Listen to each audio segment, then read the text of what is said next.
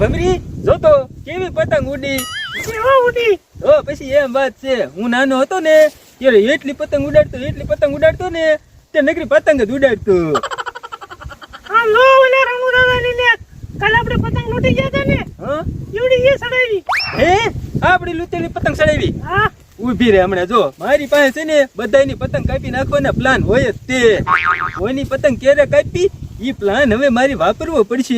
રણુદા, આમ ભમરાભાઈ ની પતંગ આવી, એની પતંગ કાપી નાખો ને. હમણાં જો તું કાપી નાખું. આવજો ભમરાભાઈ આવજો. હા આવી ગયો તમ તાર રણુદા આવી ગયો. હા જાવજો રણુદા. હા આવી ગયો.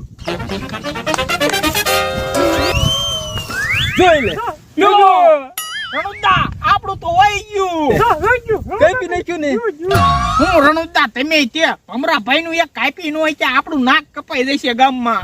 ઢોબા જેવા ત્યાં ફિરકી હેરખી પકડીને હેરખી ઢીલ દેવાની હતી. 5 રૂપિયા